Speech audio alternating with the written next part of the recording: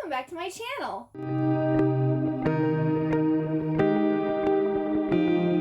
The start of this vlog will be, this vlog is going to be my dedicated spoiler-filled reading vlog for Beach Read by Emily Henry. I am reading this on my Kindle. I have it on there. If you didn't know, I have a book club called Happily Ever Afters, and every month I do a dedicated spoiler-filled reading vlog for that book. So for July, our book is Beach Read. And I chose this because I recently read Book Lovers and really liked it. And also I just felt like I needed a beach read that had a romance in it, and I'm assuming it's going to have a happy ending. I believe the story is about two people. One is a romance novelist and the other is a literary novelist, and they decide to switch book genres and write books with the other person's genre, and whoever writes the best book wins. And so I also love me a good book about books. I love romance, and I've heard a lot of people really like this book, so I wanted to give it a go, and I thought it'd be fun to talk about it in a reading vlog. I'm going to start reading this, and I will check in when I'm probably about a quarter of the way through, unless, something shocking happens. But generally, most shocking things don't happen until the halfway point or later. But we will see what happens. Okay, so I wanted to check in real quick because I read the first chapter of Beach Read, and already I'm like, what? So this girl, January, she found out that when her dad died, that he had this house and apparently had like a secret woman there, and she thought that like her parents were super in love and everything, and he was shacking up with some other lady, I guess, on the side occasionally. Well, she's a writer, and she hasn't written anything in a year, and she's kind of broke, and I guess her dad left her this house, so she ends up moving to this house. And there's this guy named Gus, or Augustus, who is above her in like the best-selling chart or whatever. Like, he's beating her, his books are selling better. Well, there's this guy who owns a cabin across from hers, and they meet and they instantly don't hit it off well. I'm guessing he's Gus. How much do we want to guess, or how much do we want to wager that this guy is Gus? What are the odds? I mean, literally, her dad gives her a house that she doesn't get until after he dies. And then her next door neighbor is this guy who she has a instant thing against because he's beating her. I don't know, we'll find out. But alright, this is just so weird. Like, the first chapter, like the conversation that January is having with her friend Shady, I'm just like, this is really odd. Like, the conversation that they're having with each other. Maybe they're both just really quirky. I don't know. But it didn't seem like a realistic conversation. But yeah, that's my thoughts after the first chapter. We'll see where it goes from here. Alright, so I'm 11% in. I'm on the first page of chapter 4. And the end of chapter 3, we do find out, yes, her next door neighbor is Gus. What are the odds? What are the odds? But apparently, I guess Gus not only is also a writer, but he was also her college rival. So I guess their like animosity has been going on since college. But I was right. And also not only that, but January is, I think she's the romance novelist. And because she talked about how she was supposed to be writing Happily Ever Afters, and after finding out that her parents' like relationship was pretty much a sham because her dad had a mistress on the side, that, it was all a farce, and like she's really not in the mood to write about love now. And also not only that, but shortly after her dad died, her boyfriend Jacques broke up with her because he didn't love her anymore or something like that. So she's single, her dad is dead, her mom and her are kind of like in an argument, but in an argument by not talking to each other because January's upset that her mom knew about her dad cheating on her and didn't tell her. So there's like this, I guess, like she's mad at her mom by lying by omission type of thing. So she's just not really in the mood to write a romance novel, even though she apparently has been paid by this publisher to write 5 novels in 5 years. And I guess she's not delivering what she was paid to do. So yeah, that's where I'm at right now. And I mean, I've laughed at parts of it because the dialogue is pretty ridiculous. I don't know how I'm going to feel about this book. So, I mean, Book Lovers a lot of people, like, Book Lovers was controversial, and a lot of people said that they didn't like it. But I personally really like Book Lovers. Even starting out, I liked it more than the beginning of Beach Read. But who knows? It could all change. We'll find out. Alright, I am now 23% of the way into the book, and we've just gotten to the competition. So leading up to this point, January ends up at, I guess, the local like coffee shop and like bookstore, and she meets this lady named Pete, and then Pete invites her to this book club. Well, when she arrives, her father's ex-mistress is there, and then Gus shows up. Well, the book club doesn't go that great, and January's a little like tipsy or whatever. So she's like, oh, I'll get an Uber to go home. And they're like, there's no Uber driving this late at night. Like, there's only one person who Ubers, and he's probably asleep right now. So Gus convinces her to let him drive her home. Well, on the way there, he reveals that he remembers who she is, and, you know, they have a conversation and different stuff, and he asks why she's there.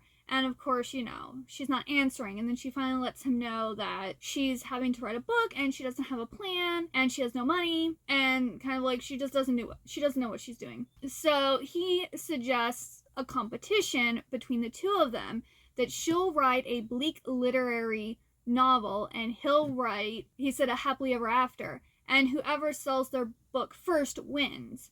And whoever wins by getting their book sold obviously will get money, but the other person has to write a like little review blurb to put on the book and like promote the other person's book and different stuff like that. And so as part of this competition, I guess Sunday through Thursday they're going to be writing their book, and then on Friday Gus is going to be showing January how to, I guess, his process of doing research and stuff to write literary fiction.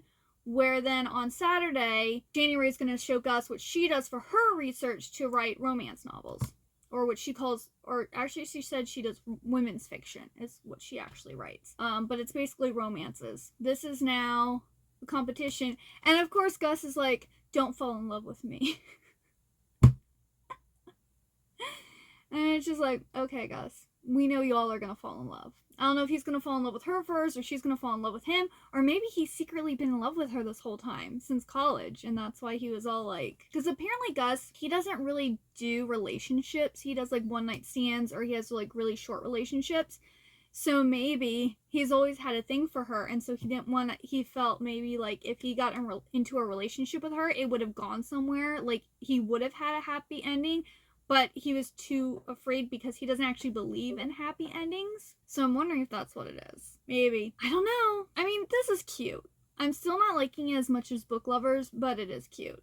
So I'll give it that. Alright, so it is now Tuesday, and I've made it to 47% of the book, and I wanted to check in because, we've gotten more information about Gus. Well, when I last left you off, they had agreed on this competition about writing, like swapping each other's writing styles, or genres, I should say. So it's been a couple weeks, and it's basically just been them. They've been sitting in, like, Gus has been sitting in his kitchen facing the window towards her cabin, and she's been sitting in her kitchen facing his cabin. And then they've been writing notes to each other and like holding them up to like communicate. And they've been like, you know, writing their books. And then on Friday night, they've been doing research for literary fiction, and then on Saturdays they've been doing research for romance novels. On one of their romance novel nights, or research nights, January takes Gus to a triple feature of Meg Ryan movies. And while they're there, they don't even get really that far into the first movie, and they start making out, and they get kicked out because it's a family establishment. Well, then he disappears, and it's been like 2 or 3 days now, and he hasn't come back. And January is at the bookstore and finds out that the lady who works there, Pete, is Gus's aunt. And Gus was previously married, and his wife left him on his birthday, which previously, the first day that she moves in, he had a party going that night, and it was because it was his birthday. So he wasn't in a good mood because it was the day his wife left him, and apparently his friend forces him to have a birthday party, so he didn't even, Gus didn't even want to have one. So he was just having a bad day the day that January moved in. And then Gus's aunt also lets her know that he really likes her. That apparently he told his aunt when she moved in, and he felt really bad about the way he had treated her. And so Pete was just like, he really likes you. And January's like, I don't think so. And Pete's like, no, trust me, I know. And now January is upset because Gus was always this, oh, I'm not into commitments, I only do like, you know, one night stand type of things, or I haven't been with a girl for more than 30 days. And then she finds out that he actually married someone and then divorced them. And then they divorced him. So now she kind of understands why he doesn't believe in like happily ever afters. But at the same time though, I don't think the divorce happened before college. So he was that way even back in college before he got married. So, but yeah, that's where we're at right now. And I'm gonna get back to it. Alright, so I got a little bit further in the book. I'm now at 60%. But there's this quote, and it's actually underlined. It was underlined by 6,672 readers. January and Gus are still doing their, like, he came back and they're still doing their, you know, Friday nights they do research for literary fiction, and then Saturday they do research for rom-coms. Well, they go line dancing, and now they're like actually hanging out like every night, and they're texting each other, and they're spending more time together. And what they're doing for like the literary fiction research is interviewing these people about this cult that they were in. And so they're doing a lot of talk about like why people stay, or, you know, when things are bad, or why people choose to go into situations that might not necessarily be safe, or stay in situations that might not be safe. But then January's looking back at her parents' marriage and wondering like why her dad cheated on her mom, and why her mom stayed with him after she found out that he had cheated on her. Well, apparently her dad made a comment that the key to marriage is you have to keep falling in love with every new version of each other, and it's the best feeling in the whole world. And I think this is true, because like they say that every 10 years you change. Like, your personality changes in some way. Either you get new hobbies, or you want to change your hair, or you start dressing different, or, you know, like, it's one of those things, like, people like to grow, they like to change. So if you're in a marriage, and if you're actually going to, like, you know, be married for 50 plus years, you're gonna see your spouse like changing and growing, and like not being the same person that they were when you first started out. You know, you're gonna be a different person. Like, even my husband and I, we've only been married 7 years. Well, we are still different than when we first like met. And it's not like big differences. Like, I would say, like, he's always been into video games. Like, that's like his main hobby.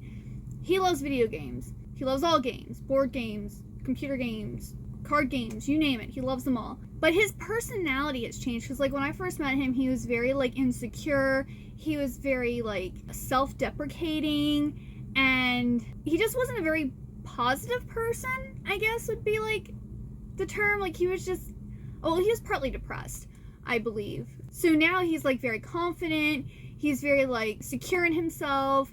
He's like really excelling at his job, and, you know, he's just, his core person is still there, but he's just like grown since when I first met him.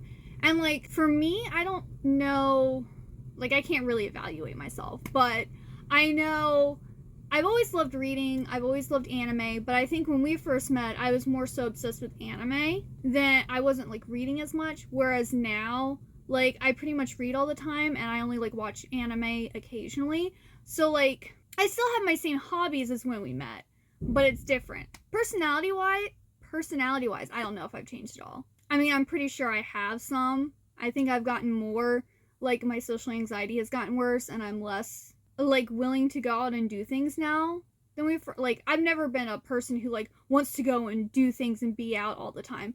But what little I did then, I think has lessened even now. I'm very much a homebody. I know that changed, but that also, I think, was because of the panini.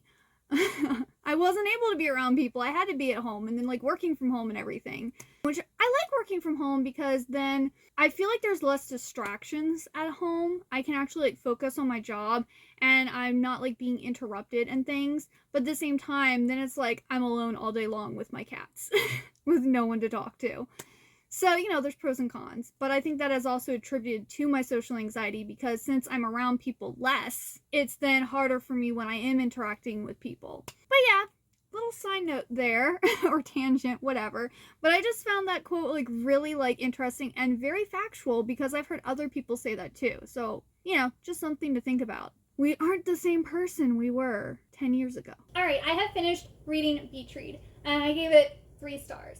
I personally did not like this one as much as Book Lovers. That's probably an unpopular opinion, but I enjoyed Book Lovers more. For this one, obviously the rest of the book was them just like getting to know each other and getting closer, and like she finds out that he has had a crush on her since college. Who called it? I called it. So like that was another thing. This book was really predictable. Like I was like, oh, her next door neighbor is the guy who is her rival and da-da-da. Oh, he had a crush or a thing for her back in college. Like, it was so... yeah, it was just very... I guess tropey might also be that... It was, like, very tropey for a romance novel. I mean, I think this was her first, like, romance novel, Emily Henry's. So I think it's this one, then People You Meet on Vacation, and then Book Lovers. So this was her first, like... Because she did, like, YA novels before. So this is, like, her first adult romance novel. So maybe that's why it was very tropey. And, like...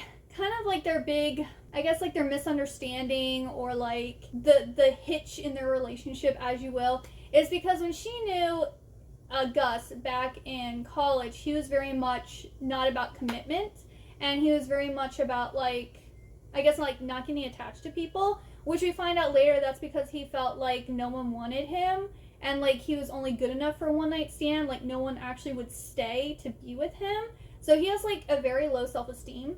Which, you would think his view about that would have changed too, since he has been married and is getting a divorce. Which then leads into, like, I think it's after they have sex for the first time. He's, like, all kind of cold and distant and is acting like almost like he takes a step back. Like, they're getting to really know each other and stuff, and then they have sex, and then all of a sudden he's just, like, he, like, takes a step back. And he's, you know, she's like, oh no, is this it? Like, was that our one time? Is he just, like, over it now? And they, like, go and check out this area where this like cult used to be at before like this thing happened, because Gus has been doing research of this cult for his book, and they kind of talk about things there, and she's like, why are you acting this way, and da da da. And then also at one point when they're having relations, he gets a phone, maybe that's what it is, he got a phone call and like left her there, and then she went home. And then she's like, oh, I wonder what the phone call was about. And then, like, after that, he was acting weird. So she's like, I wonder who's on the phone and da-da-da. And apparently, his wife had left him, but she never filed for a divorce. So he actually then went and filed for divorce after, I guess, he reconnected with January. And his wife wouldn't sign for whatever reason. So his lawyer had called to tell him that his wife wasn't signing the papers. And so he finally discusses all that. And then him and January do like this event at the local bookstore that Pete runs. And his wife shows up. And then of course January's all like, oh no, he's going to go back to her because he said he wanted to try to make it work. And she misses him and yada yada yada. So then she's having all this self-doubt and she's all like worried that he doesn't actually care about her. And her friend Shady finally comes to visit to kind of, because January is mourning the loss of this relationship before she actually talks to Gus about it. And then she finally talks to him and he like tells her no, you know, he doesn't want to be with his wife anymore. Like, he doesn't want to make it work and he wants to try, you know, to make what they have work. And then we like move to 9 months later, and both of them have sold their books, but January sold her book 3 weeks earlier. So she actually won their bet, which they don't actually talk about how they fulfilled the bet for each other. It's just, oh, she won 3 weeks earlier. And then they get engaged at the end. And that was like the book. So even at the end, they get engaged and like everything works out great and everything's fine. It's just like, it was very tropey. But I mean, it does work for this book club because the book club is happily ever afters, and this is definitely a book that we get our happily ever after. And they also talk a lot about happily ever afters and like reality and how we wish things were versus how they really are, and really looks at marriage and different stuff like that. So it was a great book to read for, I think, this book club. Yeah, so those are my thoughts. I did enjoy it, and I am looking forward to next month's book, which is A Deal with the Elf King, because this is like a fantasy romance. Yeah, if you got all the way to the end of this video, please leave me the palm tree emoji. And also, you know, like this video and hit the subscribe button down below. And let me know what you thought of this book, whether, you know, you read it for the book club or you've previously read it in the past and you were just watching this to see what someone else's opinion was on it. Let me know what your rating was, what you thought about it, if you agreed or disagreed with my opinions. And I hope you have a wonderful day or night, and I hope to see you next time. Bye-bye!